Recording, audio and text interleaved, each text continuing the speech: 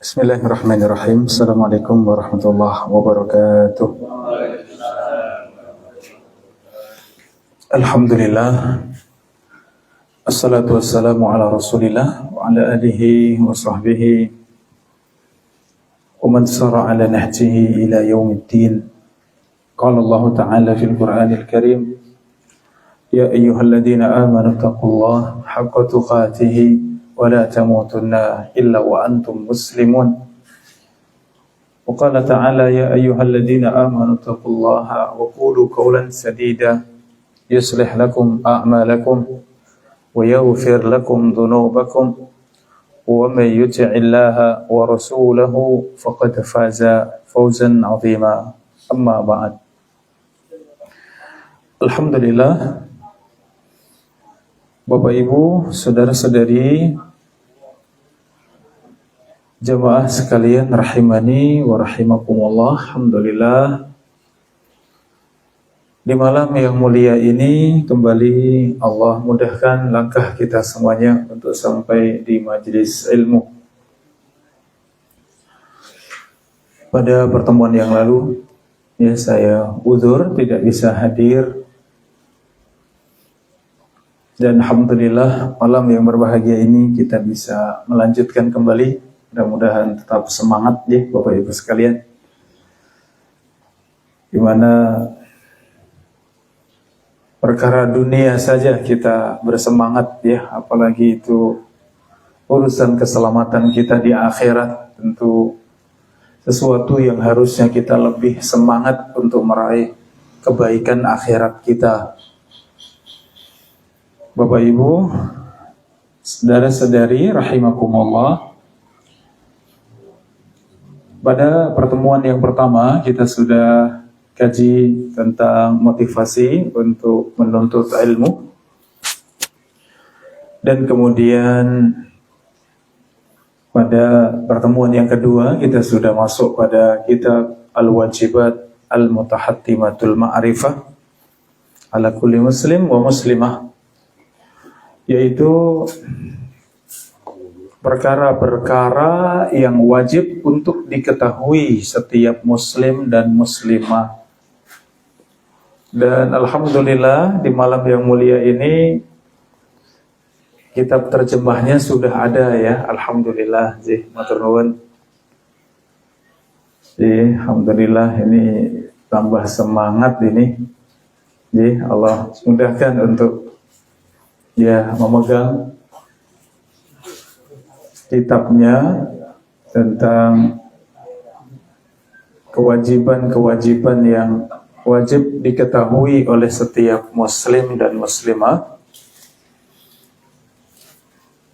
Tulisannya kecil apa besar? Tetap bisa ya dibaca ya, karena memang dibilangnya buku saku ya. Kalau gede sudah bukan buku saku ya. Tapi alhamdulillah insyaallah membantu ya.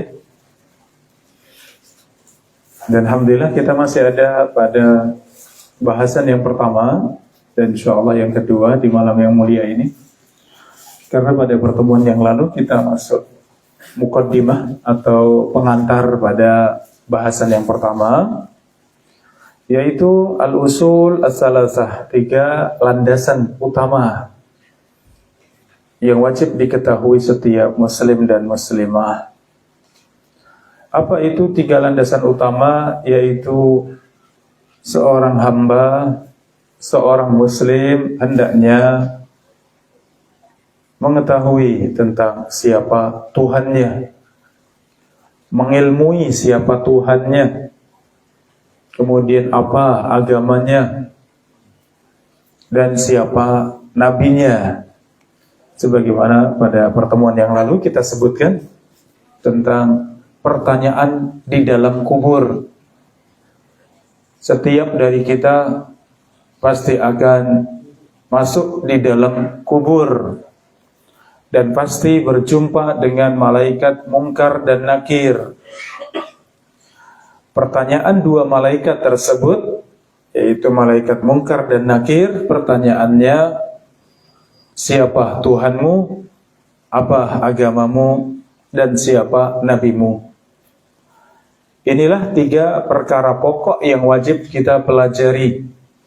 Yang pertama, mengenal Allah. Yang kedua, mengenal Islam. Dan yang ketiga, mengenal Rasulullah Sallallahu Alaihi Wasallam. Bapak Ibu, saudara-saudari rahimakumullah. Ya, ini 3 landasan utama di dalam syariat Islam, di dalam agama kita. Fa idza qila laka man rabbuka, jika ditanyakan kepadamu siapa Rabbmu, siapa Tuhanmu, fakul Rabbi Allah, ya maka jawablah, Tuhanku adalah Allah. Alladzi Rabbani, Allah Subhanahu wa ta'ala yang telah menciptakan aku. Wa Rabba jami'al alamin, dan menciptakan seluruh alam semesta. Bini'matihi, dengan kenikmatan yang Allah berikan kepada semua hambanya. Wa huwa ma'budi, dan dialah Allah sesembahanku. Laisa li ma'budun siwah, tidak ada sesembahan kecuali Allah. Saudara-saudari rahimakumullah, inilah landasan yang pertama di dalam Islam, mengenal Allah. Di mana Allah Subhanahu wa ta'ala Rabb kita semuanya, yang telah menciptakan kita dan seluruh alam semesta. Bapak Ibu rahimakumullah, tidak ada Tuhan selain Allah. Allah Subhanahu wa ta'ala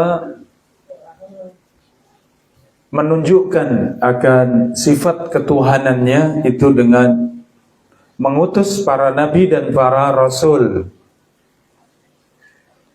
menurunkan kitab-kitabnya,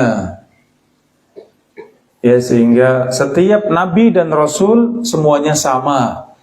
Mereka mengajak manusia untuk beribadah hanya kepada Allah.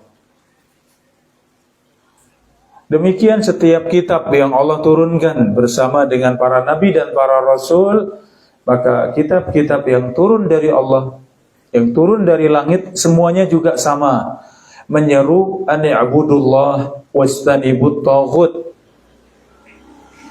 agar seluruh manusia menyembah hanya kepada Allah dan meninggalkan semua sesembahan selain Allah. Ini bukti, ya Bapak Ibu jamaah rahimakumullah, bukti bahwa tidak ada Tuhan selain Allah. Tidak ada Tuhan yang benar kecuali Allah.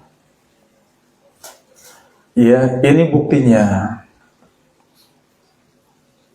Di mana tidak ada selain Allah yang memiliki nabi, memiliki rasul. Tidak ada selain Allah yang memiliki kitab-kitab yang suci. Al-Quran sebagai kitab yang terakhir itu menantang seluruh jin dan manusia agar bersekongkol, agar bersatu untuk membuat seperti Al-Quran. Tidak ada yang mampu. Ditantang untuk membuat satu surat seperti yang dalam Al-Quran, tidak ada yang mampu. Seluruh jin dan manusia agar bersatu untuk membuat bahkan satu surat yang paling pendek seperti yang ada dalam Al-Quran, tidak ada yang mampu. Kenapa? Karena Al-Quran adalah ucapan Allah, firman Allah. Sedangkan tandingan-tandingannya seandainya ada yang menandingi, itu ucapan siapa? Ucapan manusia. Apakah sama antara ucapan Allah dengan ucapan manusia? Tidak akan sama. Ya, maka kisah ketika Musailamah al-Kadzdzab, seorang pendusta, ia mendengar bahwa Rasulullah SAW turun kepadanya ya surat Al-Fil, ya, surat yang bercerita tentang gajah, ya. Apa ini awal suratnya? Iya. Ya, bismillahirrahmanirrahim. Alam tara kaifa fa'ala rabbuka bi ashabil fil. Alam naj'al lahu alam yaj'al kaidahum fi tadlil wa arsala alaihim tayran ababil tarmihim bihijaratin min sijil faja'alahum ka'asfin ma'kul. Kisah ini masyhur, diketahui oleh penduduk Arab bahwa terjadi tentara Abraha, tentara gajah yang ingin menyerang Ka'bah. Sebelum sampai Ka'bah, Allah hancurkan. Semuanya tahu yang disebut dengan Amul Fil, tahun gajah. Kemudian menceritakan tentang kejadian tersebut yang penuh dengan hikmah, dan itu firman Allah. Musailamah al-Kadzdzab mengatakan, aku juga punya. Dia turun padaku satu surat. Ia mengatakan, ya wabar, laka sadr wal udhunan. Ya, kata Musailamah al-Kadzdzab, ia mengatakan, turun padaku juga surat Al-Wabar, katanya. Wabar itu binatang seperti kucing yang punya ciri khusus dadanya, ya, dan telinganya yang panjang, yang lebar. Ia mengatakan, wahai wabar, sesungguhnya engkau memiliki dada dan dua telinga. Ya. Kemudian kesukaanmu membuat lubang, katanya. Ini yang kedua, ini ucapan siapa? Manusia. Apakah sama dengan firman Allah? Yang tadi alam tara tadi, apakah sama? Tentu tidak akan sama. Maka demikianlah. Maka tidak ada Tuhan selain Allah. Tidak ada yang bisa mendatangkan Nabi Rasul selain Allah. Tidak ada yang bisa menurunkan kitab kecuali Allah Subhanahu wa ta'ala. Maka disinilah wa huwa ma'budi, dialah Allah sesembahanku, Tuhanku, laisa li ma'budun siwa, tidak ada yang berhak untuk disembah kecuali hanya Allah. Inilah ringkasnya kita mengenal Allah, bahwa Tuhan alam semesta hanya Allah, Tuhan seluruh manusia hanya Allah, Tuhannya jin dan manusia serta seluruh malaikat hanya Allah. Maka tidak ada yang bisa memiliki sifat Tuhan kecuali Allah. Di dalam surat Al-Ikhlas, Allah menyebutkan syarat-syarat menjadi Tuhan. Bismillahirrahmanirrahim. Qul huwallahu ahad. Katakan dialah Allah Al-Ahad, Allah yang Maha Esa. Maka syarat menjadi Tuhan, syarat yang pertama harus Maha Esa. Maha Esa, tidak ada yang bisa menandingi, tidak ada yang bisa menyamai. Itu Maha Esa, satu-satunya.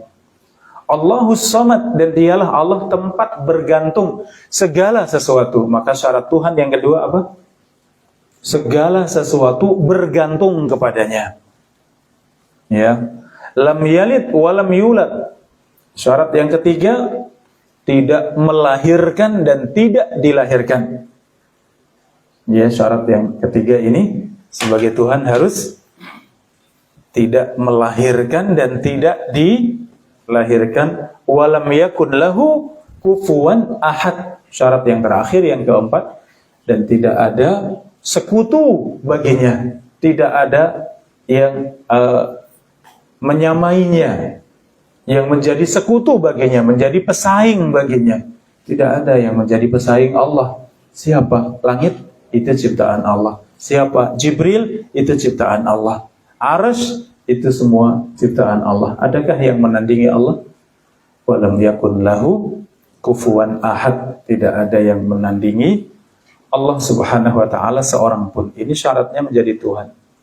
Maka di sini kita yang pertama mengenal Tuhan, mengenal Allah. Kemudian yang kedua, pondasi yang kedua, wa idza qila laka ma dinuk, kalau Anda ditanya apa agamamu, faqul dini al-Islam. Maka jawablah, agamaku adalah Islam.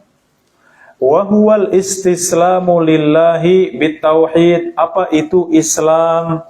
Islam adalah istislam, berserah diri lillah, hanya kepada Allah, bitauhid, dengan cara mentauhidkan Allah. Jadi Islam, Bapak Ibu sekalian, ya, selama ini kita mendengar apa agama kita? Islam.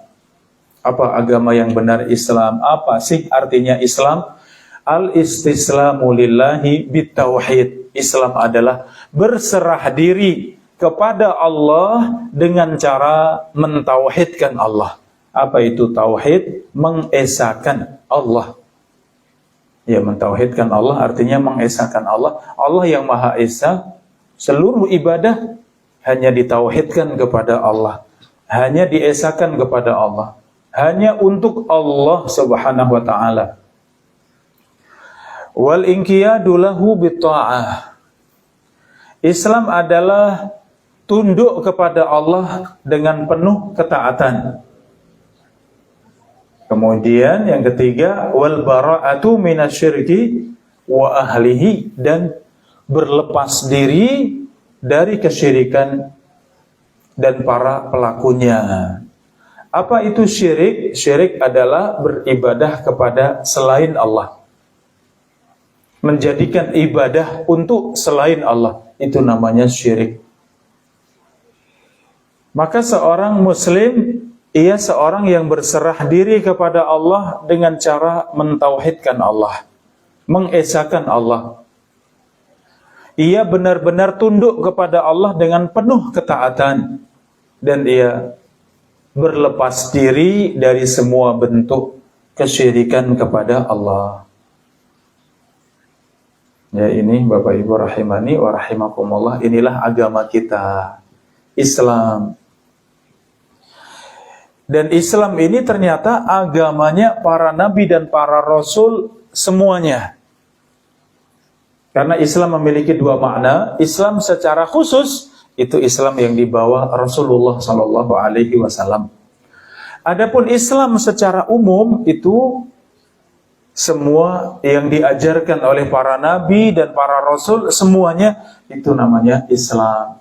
Yang artinya ini, Islamnya para nabi dan para rasul dari Nabi Adam alaihissalam sampai Rasulullah Muhammad sallallahu alaihi wasallam, ini agamanya Islam. Apa itu? Berserah diri kepada Allah dengan cara mentauhidkan Allah, tunduk kepada Allah dengan penuh ketaatan, dan berlepas diri dari semua bentuk kesyirikan dan pelakunya.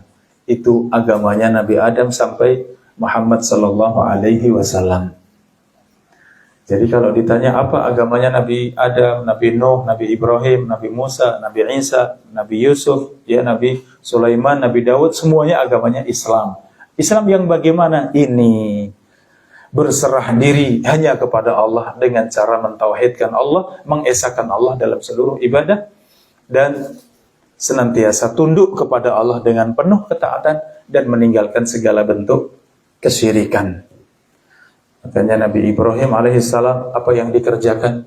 Menyeru kaumnya. Pertama menyeru ayahnya, keluarganya, kaumnya agar ani'budullah wastanibut taghut, sembahlah Allah, tinggalkan sesembahan selain Allah. Nabi Nuh alaihissalam mendapati kaumnya juga menyembah dia sesembahan-sesembahan yang itu asalnya adalah patung-patung dari orang-orang soleh. Mereka menyesal atas meninggalnya orang-orang soleh. Digambar, kemudian diubah generasi sudah berlalu menjadi patung-patung, generasi berlalu mereka dibisikkan syaitan, tidaklah nenek moyang kalian membuat patung ini kecuali agar kalian dekat kepada Allah dengan cara menyembelih di hadapannya, dengan cara menunaikan nazar di hadapannya. Demikian seterusnya sampai benar-benar beribadah kepada patung-patung tersebut. Itu yang didakwahi oleh Nabi Nuh alaihissalam. Semua Nabi dan Rasul sama seperti itu. Rasulullah SAW mendapati penduduk Arab dalam keadaan mereka memiliki patung dan berhala yang sangat banyak. Di sekitar Ka'bah saja ada 360 patung. Masing-masing di rumahnya ada patung, di kamarnya ada patung, di depan rumah ada patung, di tempat-tempat ya pertemuan ada patung, di mana-mana ada sesembahannya. Maka diutuslah Rasul kita yang mulia Muhammad sallallahu alaihi wasallam. Kemudian yang terakhir, fondasi yang terakhir, perkara pokok di dalam Islam yang terakhir, wa idza qila laka man nabiyyuk. Kalau ditanya yang ketiga, siapa nabimu?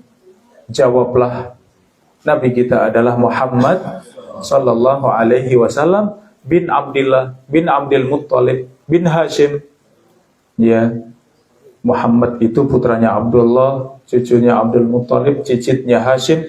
Hashim dari Quraisy. Dan Quraisy dari Arab. Dan Arab dari keturunan Nabi Ismail, putranya Ibrahim, kekasih Allah.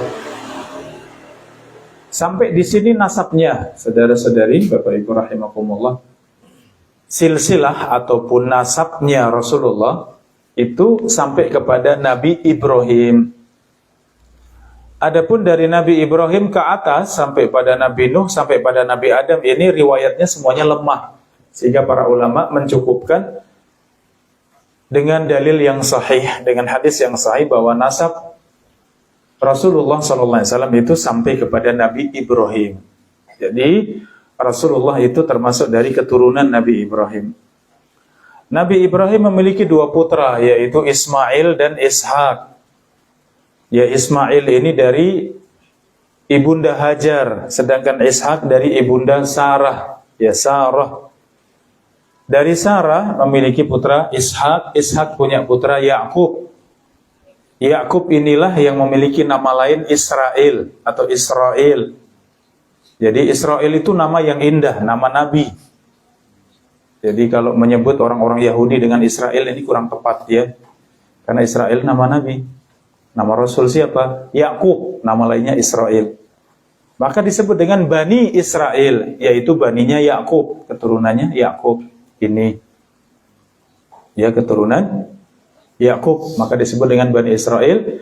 Itu ya ada 12 keturunan Yakub, Nabi Yusuf, saudara kandungnya Bunyamin, dan 10 saudara sebapak beda ibu ya. Jadi 12 bersaudara. Dari 12 tersebut jadilah 12 kabilah Bani Israel. Ya, Bani Israel. Sehingga para nabi dan para rasul dari keturunannya Yakub, dari keturunan Ishak. Adapun dari Ismail hanya satu saja keturunan yang menjadi rasul, yaitu Rasulullah Muhammad sallallahu alaihi wasallam. Ini asal usul keturunan nasab baginda Rasulullah sallallahu alaihi wasallam ini. Beliau dari Arab, dan Arab itu semua dari keturunan Ismail bin Ibrahim. Ismail putranya Ibrahim, dalam kisahnya ketika Nabi Ibrahim diuji untuk menyembelih putranya Ismail. Ya, kemudian Allah gantikan dengan domba. Kemarin belum lama ya kita melewati Idul Adha, alhamdulillah. Dan inilah Nabi kita Rasulullah Muhammad sallallahu alaihi wasallam. Ba'athahu Allahu bin nadhar hanis syirki wa yad'u ila tauhid. Mengenal Rasulullah sallallahu alaihi wasallam, mengenal Nabi sallallahu alaihi wasallam adalah dengan mengenal nasabnya, keturunannya. Itu sampai kepada Nabi Ismail putranya Ibrahim. Ya. Kemudian mengenal apa yang dibawa, apa yang diajarkan. Ya, ternyata yang diajarkan Rasulullah SAW adalah Allah utus an-nadhara anisyirki. Allah utus untuk memberikan peringatan dari kesyirikan. Karena yang dihadapi orang-orang musyrik, para penyembah berhala. Ya, tidak ada yang bertauhid pada Allah sama sekali. Semua di atas kesyirikan pada Allah. Maka apa yang dibawa Rasulullah untuk diajarkan pada umatnya? Memberikan peringatan dari kesyirikan, agar meninggalkan kesyirikan. Wa yad'u ila tauhid, dan mengajak kaumnya untuk bertauhid kepada Allah. Ia mengajak kaumnya untuk bertauhid kepada Allah Subhanahu wa taala. Ya, Rasulullah SAW diutus pertama kali menjadi nabi dan rasul ketika kejadian beliau ada di Gua Hira, ya. Turun surat yang pertama yaitu surat Al-Alaq, ya. Iqra' bismi rabbikal ladzi khalaq, khalaqal insana min 'alaq, iqra' wa rabbukal akram, alladzi 'allama bil qalam, 'allamal insana ma lam ya'lam. 5 ayat yang pertama ini yang turun pertama kali. Hanya 5 ayat, yang lain setelahnya, ya. Ketika turun, maka disitulah Rasulullah diangkat menjadi Rasul. Dan bersegera Rasulullah berdakwah. Wa andir ashiratakal aqrabin. Allah perintahkan kepada Nabi SAW, berikanlah peringatan kepada keluarga dekatmu. Ini yang disebut dengan dakwah sirriyah, dakwah secara sembunyi-sembunyi. Belum terang-terangan untuk semuanya, khusus untuk keluarga dekat. Ini dakwah sembunyi-sembunyiin selama 3 tahun. Ya, Rasulullah dakwai, ya, Bani Abdul Muttalib, dari keluarga Abdul Muttalib. Dia kemudian Bani Hashim, keturunan dari Hashim, kabilah-kabilah yang di bawah Hashim, semuanya didakwai. Bahkan dipanggil, ya, Rasulullah naik di Bukit Sofa. Kemudian memanggil keluarganya. Setelah semuanya kumpul dan Rasulullah di umur 40 tahun itu diutus menjadi Rasul. Ketika sudah berumur 40 tahun, selama 40 tahun Rasulullah dikenal As-Sadiq Al-Amin, seorang yang sangat jujur, seorang yang sangat amanah. Tidak pernah berdusta sama sekali, tidak pernah khianat sama sekali, tidak pernah keluar dari kebaikan sama sekali, tidak pernah berbuat yang buruk sama sekali. Ada kejadian 2 kali Rasulullah ingin nonton dalam kejadian acara pernikahan di Arab Jahiliyah, ketika Rasulullah masih mengembala kambing, ya, milik penduduk Arab. Kemudian Rasulullah mengembala kambing, diberikan upah, ya, di tempat di luar Makkah, ya. Mendengar ada pernikahan, ada acara rame-rame, Rasulullah ingin mendatangi. Ternyata benar, Rasulullah datang. Sebelum sampai di tempat, Rasulullah sudah ngantuk, kemudian tertidur. Kapan bangun? Ketika matahari sudah panas. Jadi nggak sampai melihat, ya. Kejadian seperti itu terjadi 2 kali.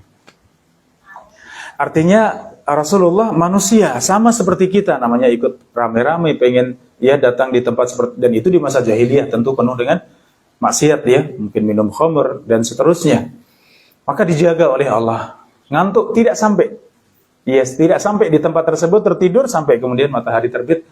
Dan itu belum ada kewajiban sholat, ya, sebelum datangnya Islam ini ceritanya. Ketika masih kecil, masih mengembala kambing. Sehingga sampai umur 40 tahun itu Rasulullah benar-benar dijaga oleh Allah. Maksum. Maksum pun ternyata bahkan sebelum diutus menjadi Rasul itu sudah dijaga Allah, sehingga tidak mengerjakan keburukan sama sekali. Dijaga oleh Allah.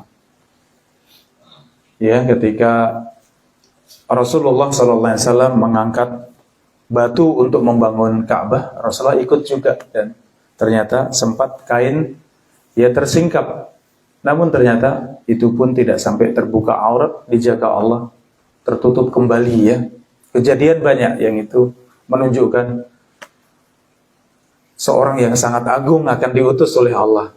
Ketika masa kecil masih bermain dengan sahabat-sahabatnya, anak-anak kecil, tahu-tahu didatangi Jibril alaihissalam, kemudian ditidurkan di belah dadanya, kemudian diambil isi di dalam dadanya, kemudian dicuci, dan dikembalikan lagi kemudian dijahit.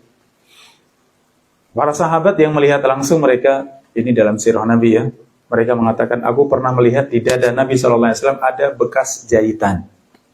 Sehingga ini benar-benar dikerjakan dan itu mukjizat ya. Sehingga setelah dicuci dada Rasulullah, hati Rasulullah, jantungnya Rasulullah, maka Rasulullah terjaga tadi. Artinya kalaupun ingin mengerjakan seperti layaknya anak-anak yang tidak baik, dijaga oleh Allah. Ketika umur 40 tahun berdakwah, selama 3 tahun pertama itu dakwah tersembunyi. Khusus keluarga yang diajak bisik-bisik, khusus keluarga. Pernah sekali mengumpulkan di atas bukit Sofa, dipanggil keluarga besar, Bani Hashim, Bani Abdul Muttalib, semua datang.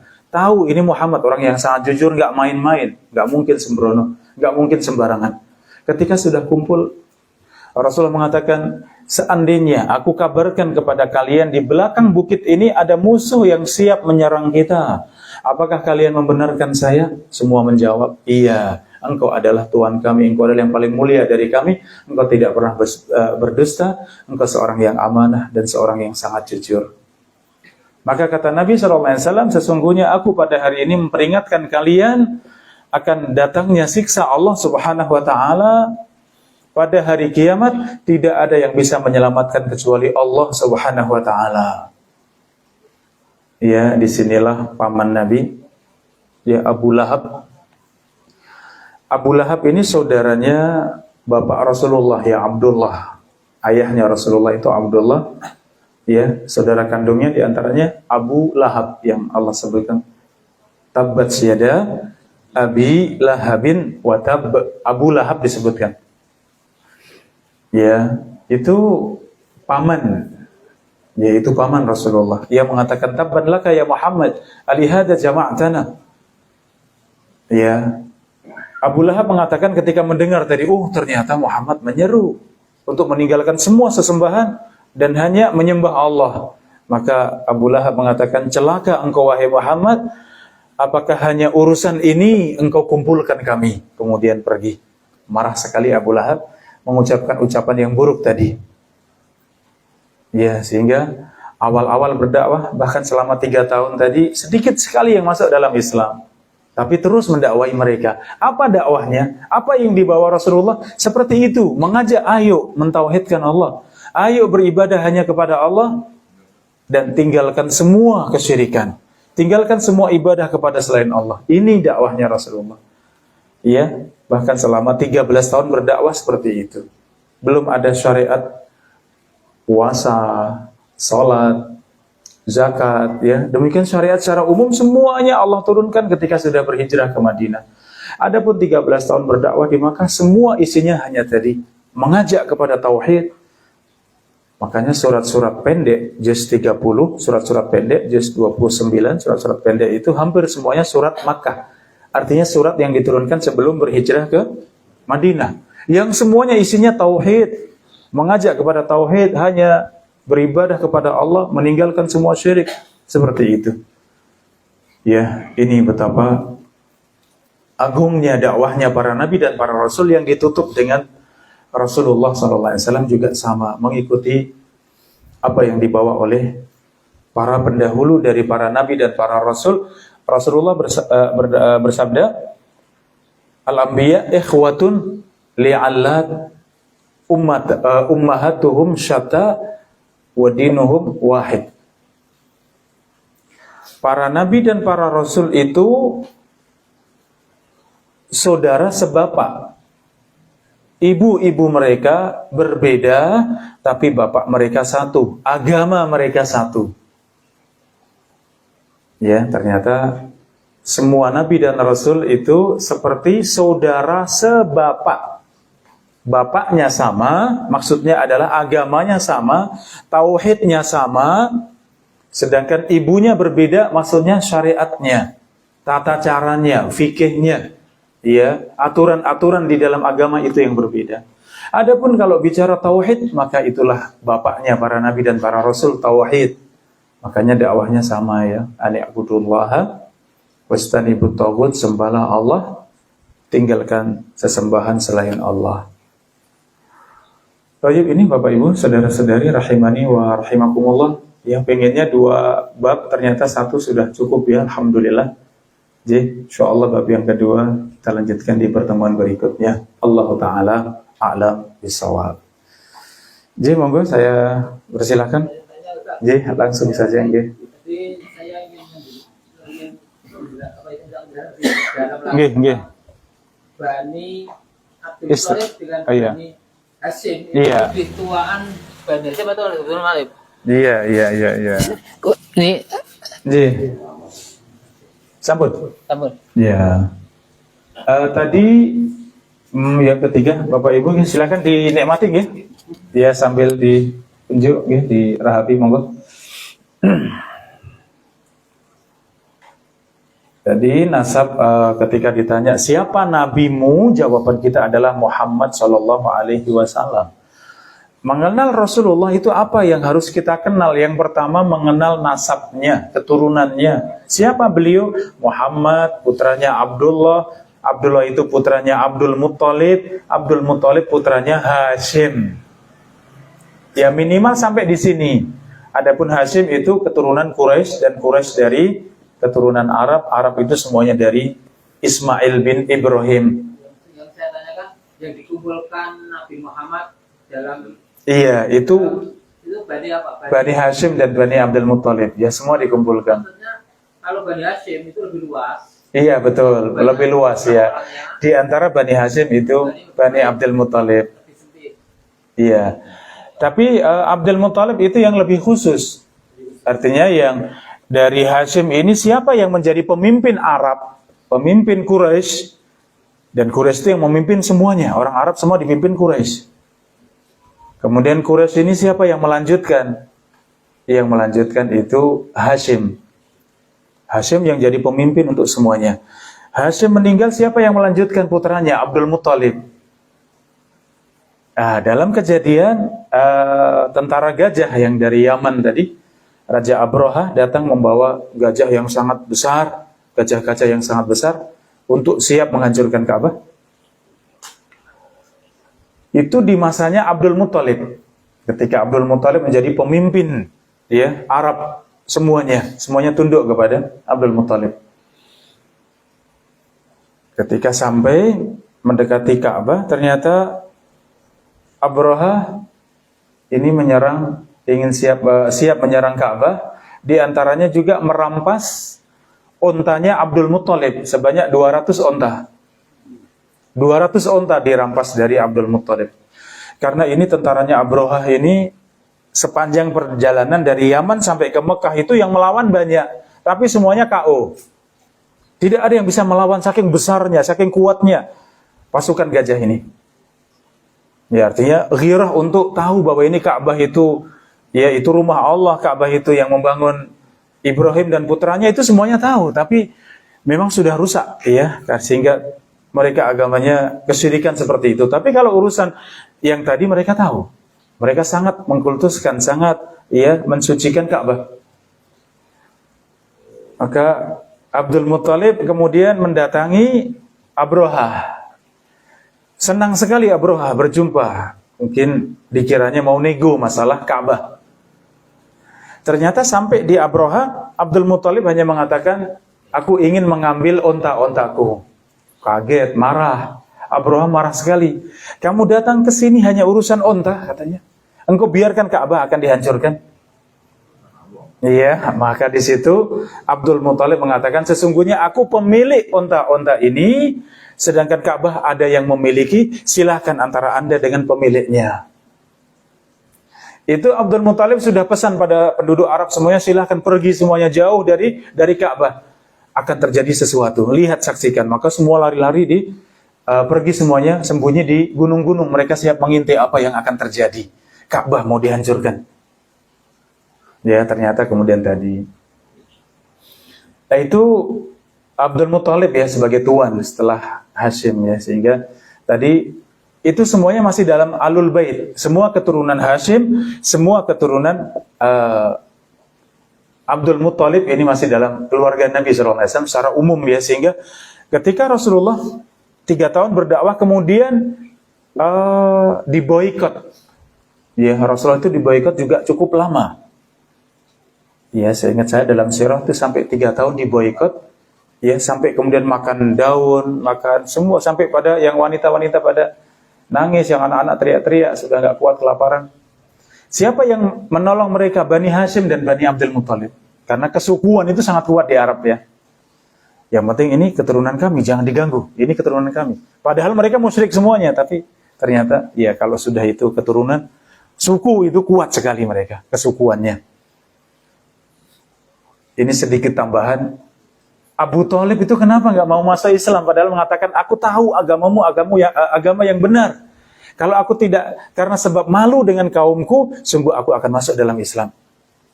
Apa hikmahnya ini Abu Thalib mati dalam keadaan musyrik? Kata para ulama, justru keadaan Abu Thalib itu mati dalam keadaan musyrik itu dalam rangka menjaga Rasulullah SAW. Kalau Abu Thalib masuk dalam Islam, sudah tidak dihargai sama sekali oleh Quraisy, oleh penduduk Arab. Tapi karena mereka tahu Abu Thalib juga sama agamanya dengan kita, sehingga disitulah Rasulullah dijaga.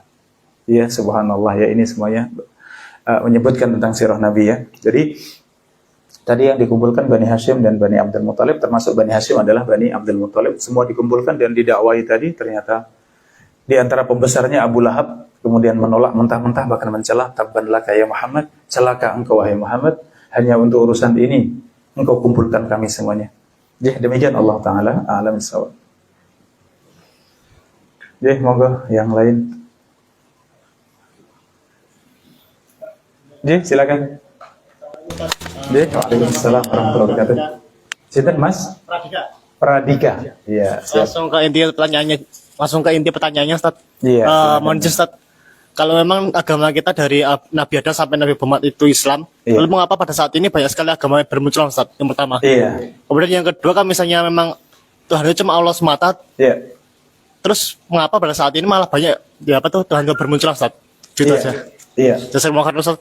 Assalamualaikum warahmatullahi wabarakatuh. Iya, waalaikumsalam warahmatullahi wabarakatuh.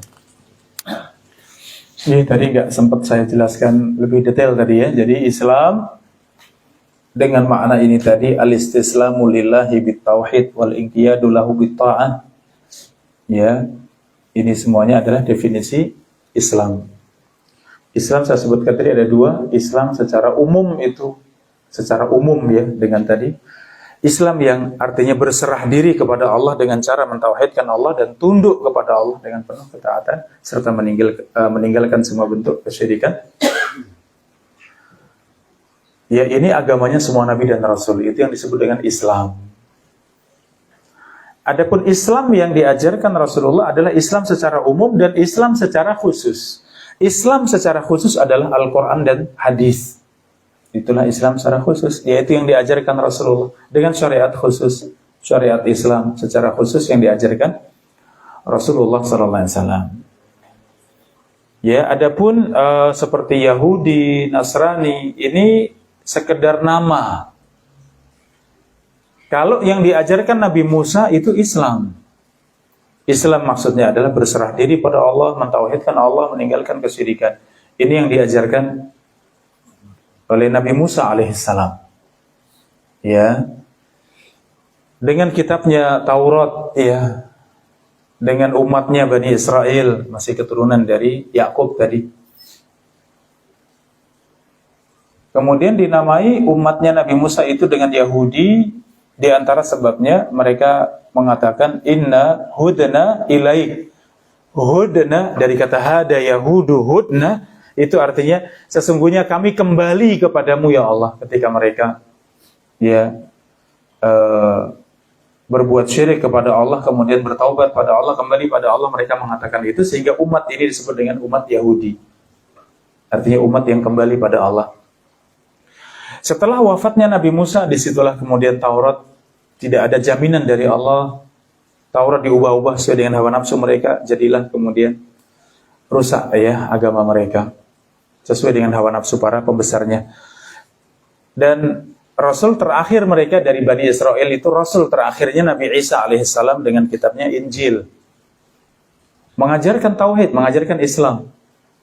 Kenapa dinamai Nasrani? Dari kata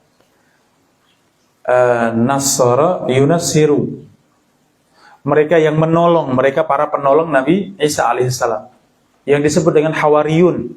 Siapa Hawariyun? Kalau di kita namanya sahabat, sahabah, ashab itu orang-orang yang hidup membersamai Rasulullah, yang beriman pada Rasulullah, namanya sahabat. Kalau sahabatnya Nabi Isa namanya Hawariyun, mereka yang disebut dengan para penolong Nabi Isa. Maka dinamailah agamanya dengan Nasrani, secara nama Nasrani. Setelah wafatnya diangkatnya Nabi Isa alaihissalam, dan sekarang masih hidup ya, demikian akan turun di akhir zaman. Maka kemudian Injil ini diubah-ubah oleh mereka sehingga tidak ada yang murni. Agamanya juga demikian sesuai dengan hawa nafsu, sehingga sudah tidak ada Yahudi dan Nasrani dengan ajaran yang benar. Seandainya pun benar, maka itu dihapuskan dengan datangnya Islam, datangnya agama Rasulullah SAW. Ya, inna dina indallahi al-Islam. Sesungguhnya agama di sisi Allah hanya Islam. Wa man yabtaghi ghairal islami dinan falan yuqbala minhu. Barang siapa mencari agama selain Islam, maka tidak akan diterima oleh Allah. Jadi Islam menghapuskan semua agama. Seandainya masih ada yang utuh ya. Walaupun di masa itu, ini sedulur semuanya, sebelum datangnya Islam itu masih ada orang-orang yang lurus dengan agamanya Nabi Ibrahim. Ya, dengan ajaran Nabi Musa, ajaran Nabi Isa, ajaran para nabi yang itu bersumber dari Nabi Ibrahim, yang masih lurus dengan tauhid itu ada. Itu yang disebut dengan hunafa, orang-orang yang hanif, orang-orang yang lurus. Siapa contohnya? Tadi dalam kisah ketika Rasulullah turun wahyu pertama, Iqra bismi rabbikal ladzi khalaq, kemudian pulang. Rasulullah didekap 3 kali oleh Jibril. Ditanya, Iqra, bacalah. Jawaban Rasulullah ketakutan. Ma ana biqari, aku tidak bisa membaca. Kemudian disekap dengan kuat sampai merasa sangat sempit, khawatir sampai meninggal. Dilepas. Iqra, ma ana biqari, kata Nabi, aku tidak bisa membaca. Rasulullah ummi ya, ummi itu tidak bisa membaca, tidak bisa menulis. Sampai 3 kali baru kemudian dituntut Iqra bismi rabbikal ladzi khalaq, khalaqal insana min 'alaq, sampai 5 ayat. Kemudian pulang dalam keadaan ketakutan. Sampai di rumah ketemu Khadijah. Khadijah itu punya saudara sepupu namanya Waraqah bin Naufal. Ini yang saya sebutkan tadi, yang masih hanif. Waraqah bin Naufal itu seorang pendeta Nasrani, tapi yang masih hanif, yang masih lurus, tidak menyekutukan Allah, beribadah hanya pada Allah.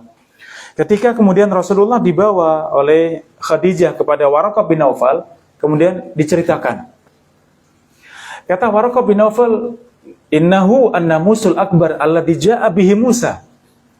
Sesungguhnya yang datang kepadamu itu makhluk yang besar, yang itu pernah datang kepada Nabi Musa alaihissalam, kata Waraqah bin Naufal. Maka kata Waraqah mengatakan, sesungguhnya tidak ada seorang pun yang membawa ajaran seperti yang ada pada kamu, kecuali pasti akan diganggu oleh umatnya, akan diganggu oleh kaum kamu. Pasti kamu akan dikeluarkan dari negerimu. Rasul bertanya, aku akan diusir dari Makkah? Ya, kata Waraqah bin Naufal, benar, tidak ada seorang seperti engkau kecuali pasti akan diusir. Kata Waraqah, seandainya aku masih hidup, sungguh aku akan membela engkau sampai tetes darah penghabisan. Nah, ini murni, ini masih murni ya, walaupun belum mengenal Islam. Tapi ketika nyambung dengan Islam, itu sama, itu Jibril yang pernah datang pada Nabi Musa, itu ya, engkau seorang nabi, engkau seorang rasul, aku akan membela engkau. Subhanallah. Dan seperti ini masih banyak. Yang seperti beliau ini ada ya dalam kisah. Beberapa yang masih tetap lurus dengan agama tauhid ya, alhamdulillah. Jadi itu tadi ya, Islam yang dibawa para nabi itu semuanya sama, tauhid, dan agar meninggalkan semua sesembahan selain Allah itu sama. Adapun Islam secara khusus agamanya Rasulullah SAW, yaitu Al-Quran dan hadis.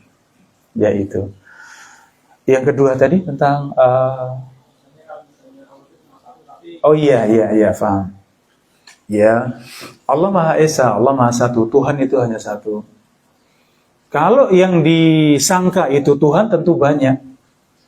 Ya, dewa-dewa yang disembah, ya patung-patung, berhala-berhala yang dipuja, itu banyak yang dituhankan.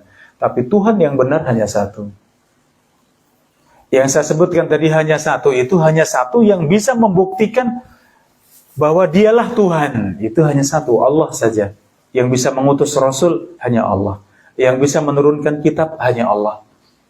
Kalau yang dianggap kitab selain dari kitab Allah, orang Hindu, Buddha mungkin punya kitab, itu kitab ngarang ya. Artinya tidak ada kesuciannya. Kalau Al-Quran itu suci. Satu huruf pun tidak bisa berubah. Satu harokat pun tidak bisa berubah. Kenapa? Dalam tulisan ada, dalam dada kaum muslimin terjaga. Itu mukjizat. Adapun kitab yang lain ada seperti itu. Bahkan Taurat, Injil, Perjanjian Baru, Perjanjian Lama, semuanya tidak ada yang terjaga. Bahkan semua dengan bahasa masing-masing. Bahkan ya itu pun berbeda-beda. Ya, hanya Islam yang murni seperti itu, karena itu yang dijaga oleh Allah. Ya, inna nahnu nazzalna dzikra wa inna lahu lahafidun. Kami yang menurunkan Al-Qur'an dan kami yang menjaga Al-Qur'an. Ya, sehingga kalau ada Tuhan selain Allah itu yang dituhankan, tapi hakikatnya bukan Tuhan, ya. Seperti itu. Jadi adakah yang mengaku menciptakan langit dan bumi? Tidak ada. Ada yang mengaku ya mengutus para nabi dan para rasul selain Allah? Tidak ada. Ya, seperti itu ya, maka demikian. Qul huwallahu ahad tadi yang disebutkan syarat menjadi Tuhan ada 4 tadi. Maka tidak ada yang seperti itu kecuali siapa? Kecuali Allah. Jadi demikian Allah Ta'ala alam. Jadi, monggo. Assalamualaikum warahmatullahi wabarakatuh. Jadi, waalaikumsalam warahmatullahi wabarakatuh. Sejak kapan Jadi, pembagian tauhid itu menjadi 3? jadi, Itu aja. jadi, ada Tuhan. Jadi, ini kalau saya sebutkan mukaddimahnya, pembukaannya ya, bahwa di zaman Rasulullah SAW, demikian para sahabat itu keilmuan itu semuanya masih umum ada dalam Al-Quran dan hadis. Dikhususkan menjadi ada ilmu tafsir, ada ilmu akidah, ada ilmu fikih, ya. Kemudian keilmuan secara umum ya, sangat banyak ya. Berbicara tentang ilmu apalagi misalnya warisan, ya. Ini semuanya di zaman Nabi SAW itu masih utuh dalam Al-Quran dan Sunnah, belum dibukukan. Disitulah kemudian Al-Quran ini dijaga oleh Allah murni, jelas. Adapun yang menafsirkan Al-Quran itu hadis. Hadis juga menjadi bagian penjagaan Allah. Kami yang menurunkan Al-Quran dan kami yang menjaga. Termasuk penjagaan Al-Quran adalah penjagaan hadis. Karena hadis yang menjelaskan Al-Quran. Seperti salat 5 waktu, bagaimana tata caranya, nggak ada dalam Al-Quran. Itu ada dalam hadisnya. Sehingga lengkap Islam dengan Al-Quran dan hadis. Yang kemudian bagaimana proses penjagaannya itu dengan dibukukannya Al-Quran di zaman Nabi sudah ada, kemudian semakin sempurna pembukuannya ya dalam bentuk satu Al-Quran yaitu di zamannya Abu Bakar, sempurna menjadi satu cetakan, tidak ada yang lain, itu di zamannya Utsman bin Affan. Adapun hadis mulai dibukukan di zamannya para ulama hadis ya, seperti Imam Ahmad, kemudian datang setelahnya Imam Bukhari, ya kemudian Imam Muslim dan seterusnya. Para ashabus sunan di Abu Dawud, At-Tirmidzi, An-Nasai, Majah dan para ulama hadis. Disitulah Al-Quran sudah dibukukan, hadis semua juga sudah dibukukan. Kemudian para ulama mulailah mereka menjelaskan apa maksud Al-Quran, apa maksudnya hadis-hadis dalam kitab-kitab mereka, kitab syarah namanya ya. Dari penjelasan para ulama itulah kemudian setelahnya muncul keilmuan tadi. Sehingga dipilah-pilah, ini namanya ilmu tafsir, ini namanya ilmu hadis, ini namanya ilmu fikih, ya. Ini namanya ilmu faraid dan termasuk apa yang disebutkan tadi ilmu tauhid tadi. Ya. Sehingga ketika ini dibagi menjadi 3, yang ini dibagi menjadi 5, ya ini dibagi menjadi demikian, ini semuanya ya para ulama dalam rangka memudahkan untuk menjelaskan.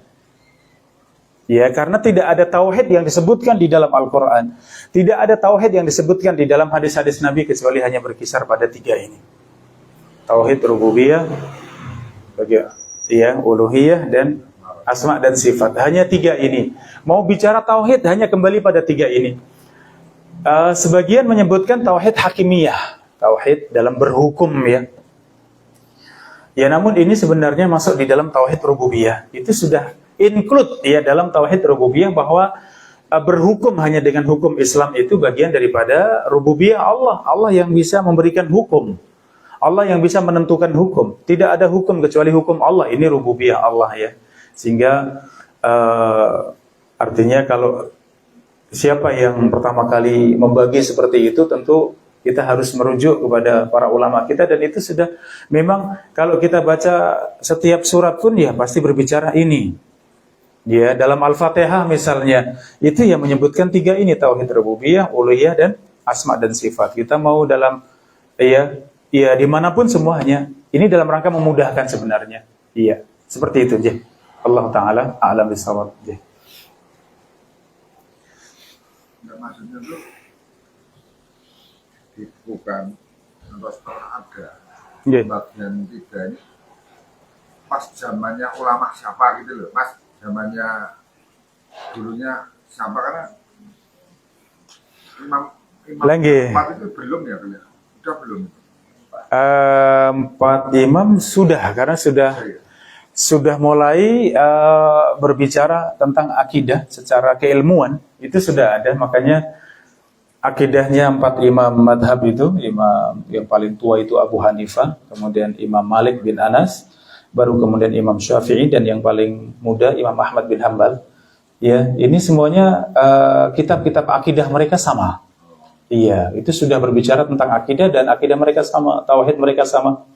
Ya, yang berbeda hanya dalam masalah fikih, dan fikih itu sangat luas ya, artinya masing-masing punya pendapat. Karena fikih itu aslinya bagaimana mengeluarkan hukum dari Al-Quran dan hadis dengan kaidah-kaidah yang tidak sama. Disitulah kemudian terjadi perbedaan hukum. Ya, ini boleh, ini tidak boleh, ini sunnah, ini tidak boleh. Itu semua karena perbedaan ijtihad dalam mengeluarkan hukumnya. Tapi kalau bicara tauhid tadi itu sudah, artinya kalau lebih mudahnya bahwa ya pembagian tauhid tadi itu sekedar memudahkan saja. Itu persis seperti berbicara iman.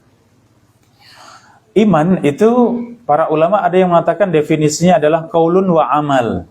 Ada sebagian mengatakan qaulun wa amal wa i'tiqad. Dan dalam kitab-kitab akidah seperti itu. Ada yang mengatakan iman itu ucapan dan perbuatan. Hanya dua saja disebutkan. Sebagian ulama yang lain mengatakan iman itu ucapan, perbuatan, dan keyakinan. Tapi ternyata ini tidak bertentangan sebenarnya. Karena ucapan dan perbuatan itu juga lahir dan batin. Ada ucapan lisan, ada ucapan hati. Ya, kemudian perbuatan, ada perbuatan badan, ada perbuatan hati. Ya, ucapan hati itu seperti seorang dalam hati berzikir pada Allah, ya, mengingat Allah, itu ucapan hati, ya.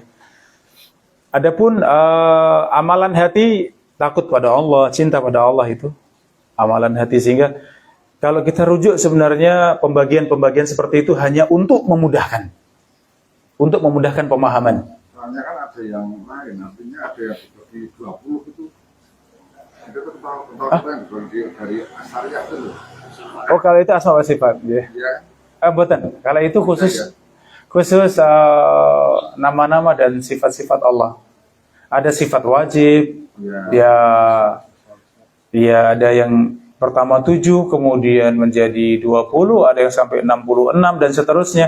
Kalau itu dalam asma wa sifat, dalam nama dan sifat, dan itu pun nanti kalau kita bahas dalam tauhid asma dan sifat itu menyimpang sebenarnya pembagian seperti itu. Kenapa mereka membagi seperti itu? Karena takut menyerupakan Allah dengan makhluk. Al-Quran menyebutkan tangan Allah, Al-Quran menyebutkan mata Allah, Al-Quran menyebutkan penglihatan Allah misalnya, tapi bayangan yang tadi, ya kursi Allah misalnya, kemudian kaki Allah dalam hadis yang sahih, ya. Lah itu kemudian mereka takwil, khawatir menyerupakan dengan makhluk, kemudian berarti yang wajib diimani hanya ini, yang lain ditolak. Lah itu yang kemudian terjadi penyimpangan dalam asma dan sifat. Jadi insyaallah nanti ini karena saya sebutkan paling mendasar, ya, kita mulai dari kitab tauhid yang paling mendasar, ya. Insyaallah nanti sudah masuk dalam bahasan lebih detail tentang asma dan sifat, ya, tentang tauhid tadi, tauhid rububiyah, uluhiyah, dan asma dan sifat. Insyaallah kita lebih detail insyaallah. Jadi matur nuwun. Baik, sampun ya, ternyata waktunya sudah, ya. 2 penanya saja sudah. 2 atau 3 tadi? 3, ya, alhamdulillah. Ya, 3 alhamdulillah. Ganjil ya, sunnah ya. Ya, alhamdulillah. Jadi demikian sedulur semuanya, Bapak Ibu, saudara-saudariku rahimakumullah, ya, tetap semangat ya untuk menuntut ilmu. Karena tidak ada ya orang faham itu datang sendiri, pinter itu datang sendiri, nggak bisa ya, kecuali Nabi dan Rasul, ya, itu dapat wahyu. Kalau kita nggak ada istilah wahyu lagi, ya, artinya langsung sudah terputus dengan terakhir Rasulullah SAW, maka kita harus belajar, kita harus mendatangi majelis ilmu, harus bertanya, harus memahami, menghafalkan, ya, seperti itu akan terus bertambah ilmu kita insyaallah. Dan itu bagian daripada kesungguhan kita untuk selamat dunia dan akhirat kita ya. Demikian dari saya, ada kurang lebihnya mohon maaf. Wabillahi taufiq wal hidayah. Assalamualaikum warahmatullahi wabarakatuh. Ya, dan tidak lupa kita tutup dengan doa kafaratul majlis. Subhanakallahumma wa bihamdika asyhadu an la ilaha illa anta astaghfiruka wa atubu ilaik.